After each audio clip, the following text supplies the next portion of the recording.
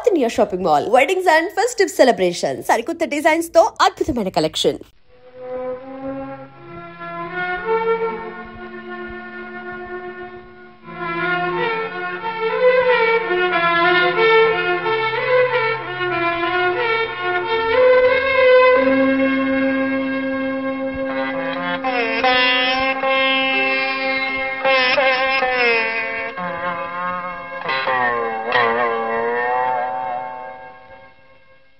బ్రతుకున్నాళ్ళు బజార్ మనిషిని అసహించుకున్నా పోయే ముందు మీ అమ్మను చూస్తే నా కడుపు తరికిపోయిందమ్మా. మంచంలో తీసుకుపోయింది పాపం. మీ అమ్మ జబ్బుపడడంతో మీ మామయ్య ఎటో వెళ్ళిపోయాడు. దాంతో పిలిస్తే పలికే మనిషి లేక దిక్కుమాలి చావు చచ్చిపోయింది. కన్ను మూసేలాగా నిన్ను కళ్ళారా చూడాలని ఎంతో తప్పించింది పాపం. కానీ ఏం లాభం, ఆ కోరిక తీరకుండానే వెళ్ళిపోయింది. పోతూ పోతూ తన యావదాస్తి నీకు చెందాలని ఇల్లు రాసిపోయింది. ఇవిగో కాగితాలు. ఇప్పుడు నాకు ఈ ఆస్తి ఎందుకు బాబు గారు? ఇన్నాళ్ళు కాయ కష్టం చేసి బ్రతికాను. శంకరాన్ని చేర్చవలసిన చోటికి చేర్చాను. ఇక నాకు వీటి మీద వ్యామోహం లేదు బాబు గారు. నిజమేననుకో, కానీ ఈ ఆస్తి నీకు అక్కర్లేకపోయినా ఏ ధర్మకార్యానికో పుణ్యకార్యానికో వినియోగించవచ్చుగా.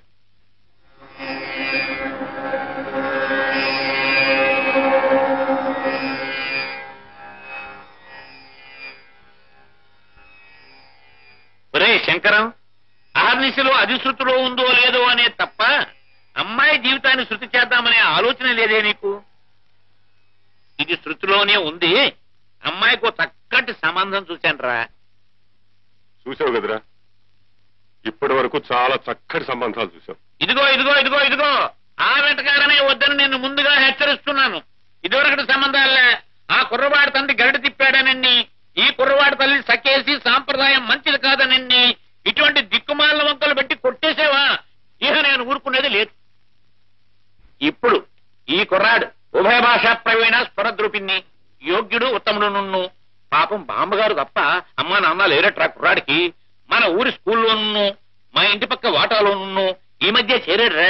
ఒరే ఇదిగో ఒరే శంకరం, దాంతో పాటు మీ మరదలకు కూడా బహు గొప్పగా నచ్చేశాడు అనుకో. ఇదిగో నేనే ముహూర్తం పెట్టి చేద్దాం అనుకున్నాను. కానీ ఈ కాలం పిల్లలు ఒకరిని వాళ్ళు చూసుకోకపోతే బాగుండదేమోనని. అవునరా, ఈసారి ఖాయంగా ఖాయం. అన్ని ఏర్పాట్లు పూర్తి చేసి బాగుండదేమోనని. ఏదో పిల్ల తండ్రివి కుర్రాన్ని నీకు చూపించకపోతే బాగుండదేమోనని. ఎంత స్నేహితుడినైనా ఇంత చొరవ తీసుకోవడం అంత బాగుండదేమోనని. కనీసం నీ నోటీసులోకి తీసుకురాకుండా నేనే ప్రొసీడ్ అయిపోవడం మరీ బాగుండదేమోనని నీ మరదలతో చెప్పి వాళ్ళని తీసుకురమ్మని చెప్పి హెజ్ పంపించాను రా. ఇహనో ఇప్పుడో వాళ్ళు వచ్చేసేస్తారు. ఏదో లాంఛనప్రాయమైన పెళ్లి చూపులే తప్ప. ఇదిగో ఒరే, నీకు మళ్ళీ సెకండ్ వార్నింగ్ ఇస్తున్నాను. ఆ వంక ఈ వంక పెట్టి కాదన్నావా ఇక బాగుండు. వెర్రివాడ, ఆ కళ్యాణ గడి వస్తే ఆపడానికి అడ్డుపడ్డానికి మనమెవరం రా? అమ్మాయికి పెళ్లి జరుగుతుందంటే నాకు మాత్రం సంతోషం కాదురా. నేనేమీ మాట్లాడను. కానివ్వండి. ఆపబ్బాయి ఆపు. రండి పిన్ని గారు, ఇదే ఇల్లు. సారా దిగు. ఇదిగోనే ఇష్టం లేని పెళ్లికి ముక్కు పట్టుకొని లాక్కొచ్చావు. నేను ముందే చెబుతున్నాను, ఈ పిల్లని పెళ్లి చేసుకుంటాక చేసుకోను అంతే. నోరు ముయ్యరా. శంకర శాస్త్రి గారు అల్లుడు అవడం అంటే నీ అదృష్టం అనుకో. వేరే మొగమా, దిగు. దిగు. ఏమిటి పిన్ని గారు అబ్బాయి అంటున్నాడు? ఏం లేదమ్మా, ఇల్లు చాలా అందంగా ఉంది అంటున్నాడు. అదిగో మాటల్లోనే వచ్చేసారు. రండమ్మా, రండి రండి రండి రండి. కామాక్షి, నువ్వు వెళ్ళి అమ్మాయిసంగా చూడు. అలాగే. రే శంకరం, పెళ్ళికొడు కామేశ్వరరావు, మీ మామగారు శంకర శాస్త్రి. శంకరాభరణం శంకర శాస్త్రి. ఎప్పుడైనా చూసేవా? వాడి మోహం పసివాడు, వాడెక్కడ చూసుంటాడు బాబు. నేను నా చిన్నతనంలో బాబు గారి పాట వినాలని ఎన్నో కలలు కనేదాన్ని. మా వారు నన్ను ఎక్కడికి బయటికి తీసుకువెళ్లేవారు కాదు. దాంతో ఆ కోరిక అలాగే మిగిలిపోయింది. బాబుగారు సాక్షాత్తు సరస్వతి పుత్రులని చెప్పుకునేవారు మా రోజుల్లో. పుట్టిన ఇన్నేళ్లకి బాబుగారిని చూడగలిగాను. చూడడం ఏమిటమ్మా, మా శంకరంతో సంబంధమే కలుపుకోబోతుంటాను. కూర్చోవా. అది నిజంగా మా పూర్వజన్మ సుకృతం బాబు. బాబు గారు, మా వాడిని చెప్పుకోవడం కాదు గాని మా కాముడికి కావుడు కావుడు ఏమిటి కాళేశ్వరం నువ్వు నోరు మీరా. మా కావుడు పెద్దలంటే భయభక్తులు వినయ విధేయతలు ఉన్నవాడు బాబు. విన్నావట్రా? వినయ విధేయతలు ఉన్నవాడట. మా వాడికి ఒక్క దురలవాటు లేదు బాబు. విన్నావట్రా? ఏ దురలవాడు లేనివాడట. పొద్దున్నే శుభ్రంగా ఇంత సద్దన్నం తింటాడే తప్ప ఈ సద్దన్నం కూడా కాఫీలు ఇంకే గీఫీలు ఇప్పుడు. అలవాట్లేవు బాబు. ఆహాహాహాహా. ఈ రోజుల్లో సద్దన్నం తిని అల్లుడు దొరకడం ఎంత అదృష్టంరా.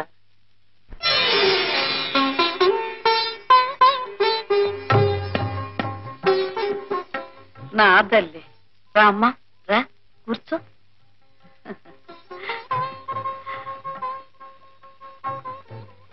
అమ్మాయి వచ్చిందిరా. అబ్బాయిని తలెత్తి చూడమనండి పిన్ని గారు. నువ్వు చూడవే శారదా. చూడవా, నువ్వే పెళ్లి కూతురులా సిగ్గుపడిపోతున్నావేమిటి? చూడు.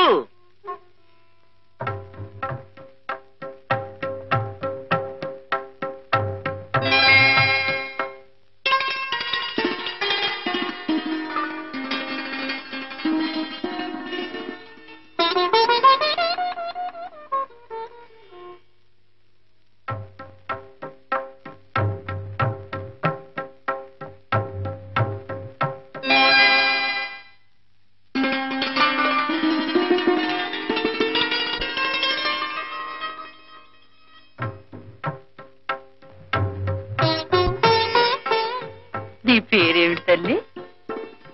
శారదా. అలాగా, సరస్వతీదేవి పేరు పెట్టుకున్నారన్నమాట.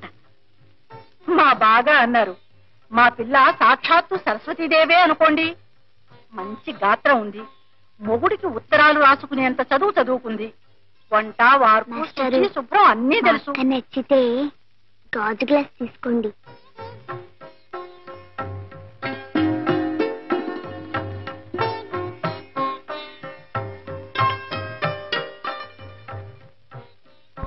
అక్క మాస్టర్ నచ్చితే స్టీల్ గ్లాస్ తీసుకో.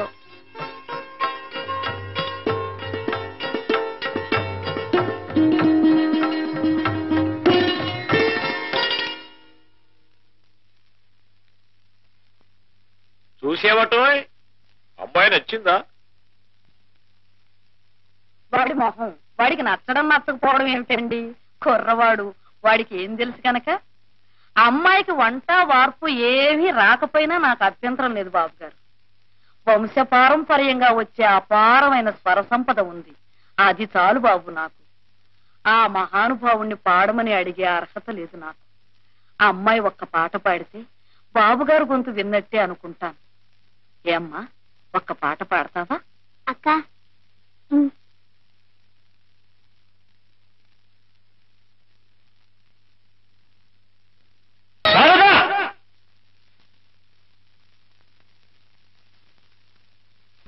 నువ్వు పాడుతున్న రాగం ఏమిటి, అంటున్న స్వరం ఏమిటి? శుద్ధ హిందువులలో ఆ రిషభం ఎలా వచ్చింది?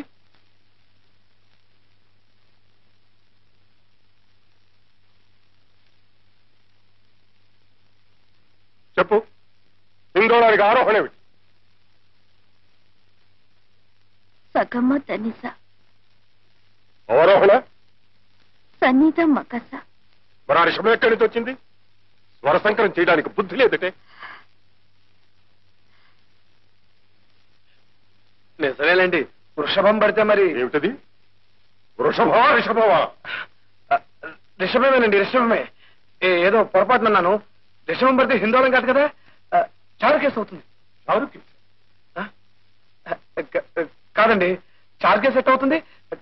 కాఫీ కాఫీ అవుతుందండి. నువ్వు లేఖరికి ముందు లే. రిషభం అన్న మాట కూడా పలకడం చేతకాని వాడివి సంగీతం గురించి మాట్లాడడానికి నీకేం అర్హత ఉందయ్యా?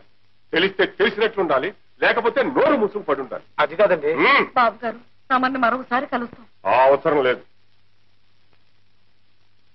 అవసరం లేదురా, నీకేది అవసరం లేదు. కానీ శారదకి పెళ్లి అవసరం, ఒక తోడు అవసరం, ఒక నీడ అవసరం. ఏ సంగీత విద్వాంసుడికో కట్టబెట్టి దాని గొంతు ఎందుకు కోస్తావురా? నువ్వు అనుభవించే సుఖం చాలకనా? సంగీత సామ్రాట్టివి, శంకరాభరణంలో దిట్టవి, గండపెండీరం తొడిగించుకున్న వాడివి.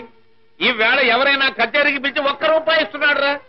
శుభ్రమైన బట్ట కట్టి ఎన్నేళ్లయిందిరా? ఎన్నేళ్ళయిందిరా సంతృప్తిగా 2 పూట్ల భోంచేసి కనీసం శారదకి ఒక మంచి రవికల గుట్టైనా కొనిపెట్టగలుగుతున్నావా? ఇంకా నీకెందుకురా ఈ కంచిగరుడు సేవ?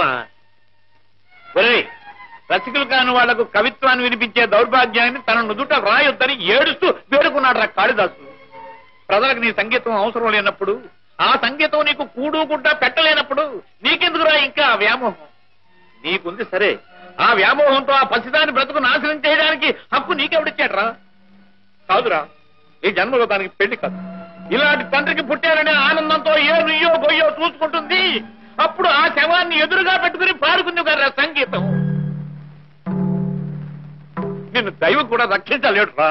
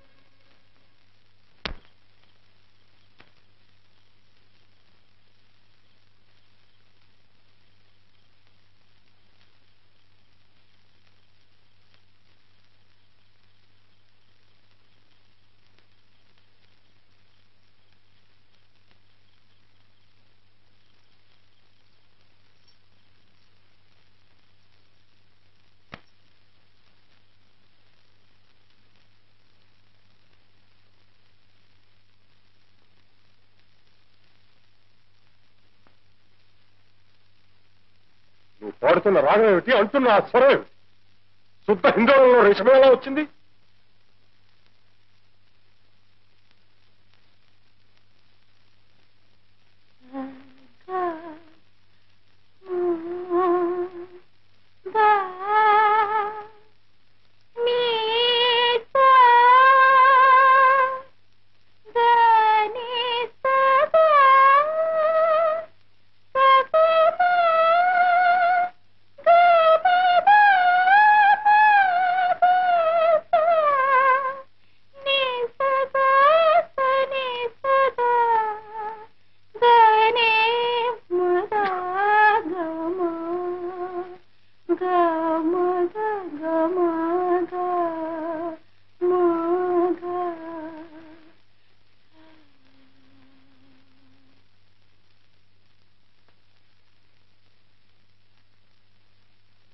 ఏమిటోరా కాముడు, ఉన్నదాన్ని ఊరుకోకుండా ఆ అమ్మాయిని పాట పాడమని నేనే అడిగాను.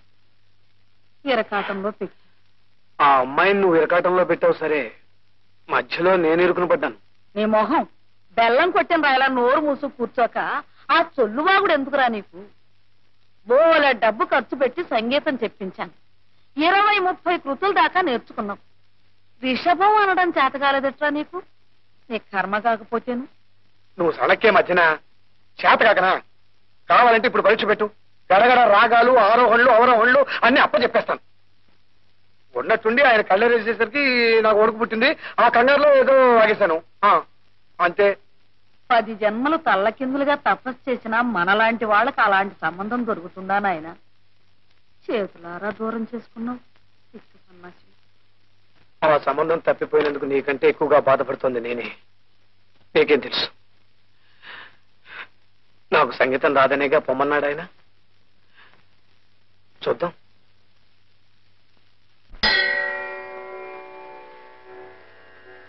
మాణిక్య వీణాం ఉపలాలయంతి మదాలసాం మంజుల వాగ్విలాసాం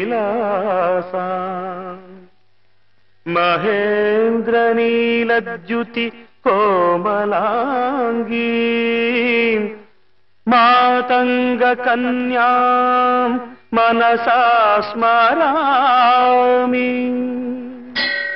చతుర్భుజే చంద్రకళావతంసే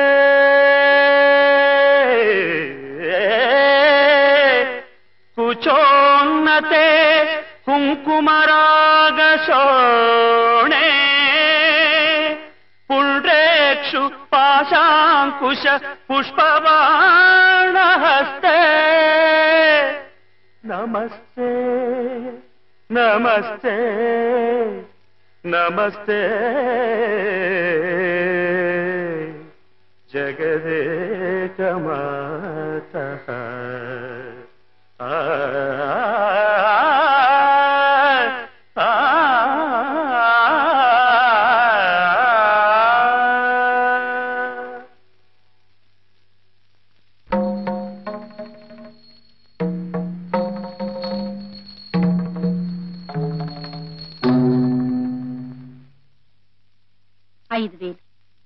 మీ డబ్బు పూర్తిగా ముట్టినట్టేనా? ముట్టిందమ్మా, ఉండండి రసీదు ఇస్తాను. సుబ్బయ్య గారు, నాకు రసీదులతో పని లేదండి. శంకర శాస్త్రి గారి బాకీ పూర్తిగా తీరిపోయిందని మీరొక్క మాట అంటే చాలు. అదేం మాటమ్మా? చూడండి, ముందు ముందు శాస్త్రి గారు ఎప్పుడు ఎంత డబ్బు అడిగినా ఇస్తూ ఉండండి. ఆ బాకీ నేను తీరుస్తాను. అలాగేనమ్మా. వస్తానండి.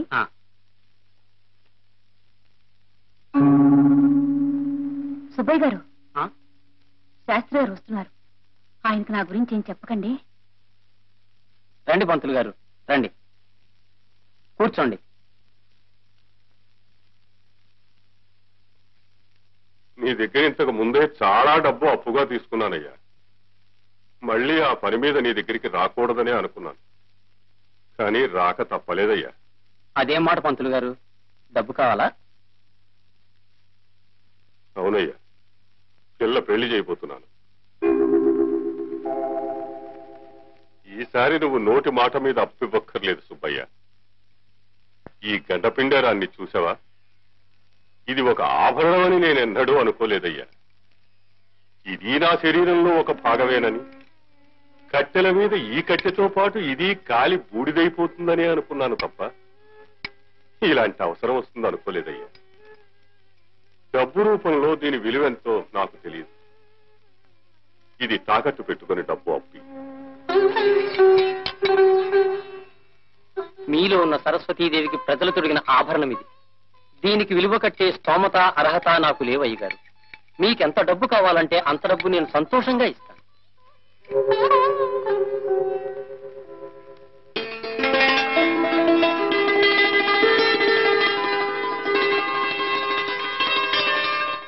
ఎంత రాశారా?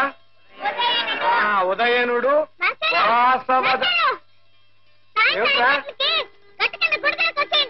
ఎందుకురా? సాయంత్రం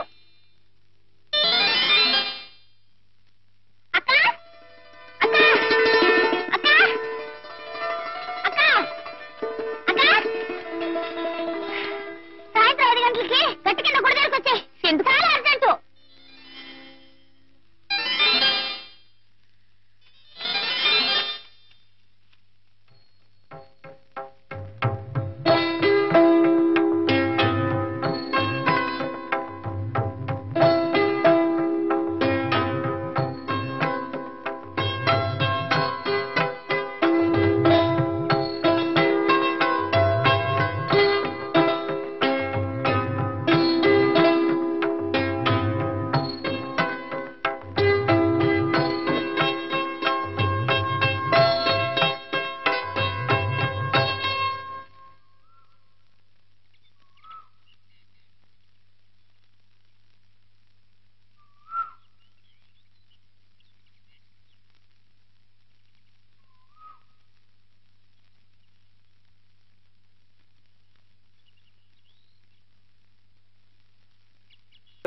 అంతా మీ మంచికే.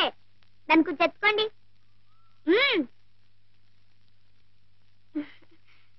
అయ్యగారు మీ ఇద్దరు పెళ్లి ఒప్పుకున్నారు, అందుకని మీరిద్దరు సంతోషంగా దేవుడి దర్శనం చేసుకుంటారని రమ్మన్నాను. ఇక మీ ఇష్టం.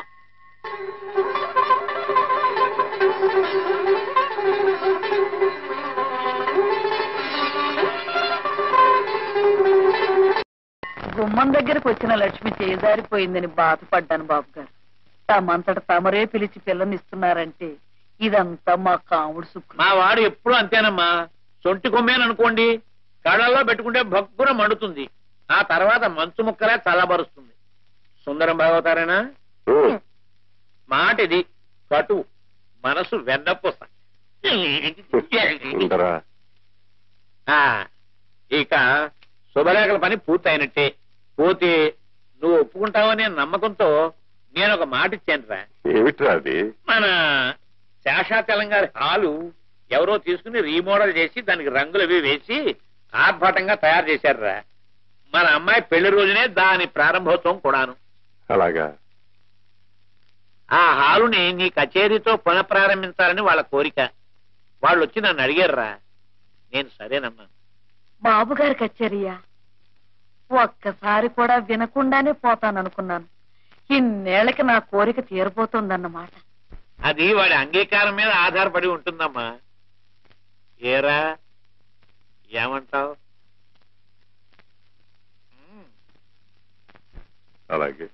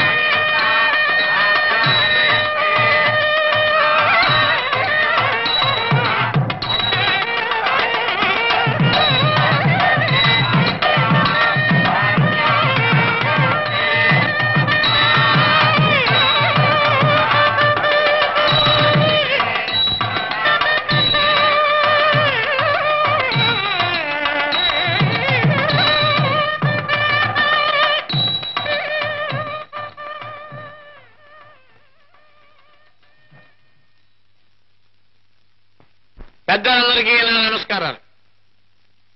అపర సరస్వతి అవతారమూర్తి అయిన ఈ కళామూర్తిలోని కళను వర్ణించే శక్తి నాకు లేదు.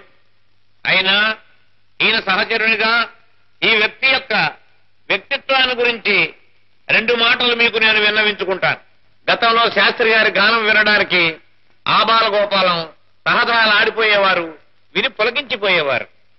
ఆయన మహారాజా టీవీతో దర్జాగా బ్రతకడం నాకింకా గుర్తు.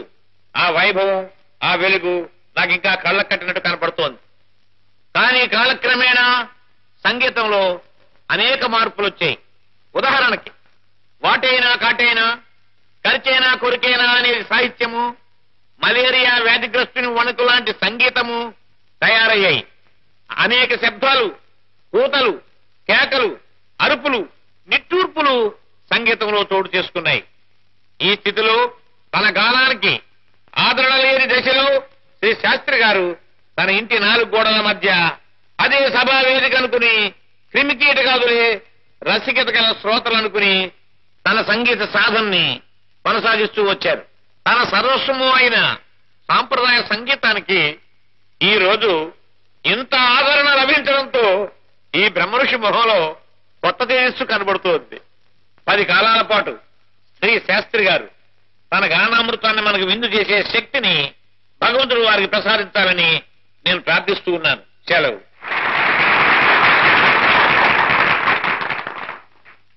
సభకు నమస్కారం. పాశ్చాత్య సంగీతపు పెను తుఫానుకి రెపరెపలాడుతున్న సత్సాంప్రదాయ సంగీత జ్యోతిని ఒక కాపు కాయడానికి తన చేతులు అడ్డుపెట్టిన ఆ దాత ఎవరో వారికి 100,000 వందనాలు అర్పిస్తున్నాను.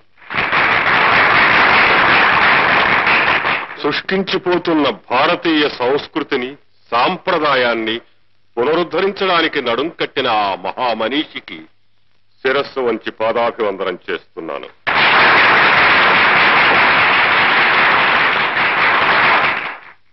ఈ కళ జీవకళ, అజరామరమైనది. దీనికి అంతం లేదు.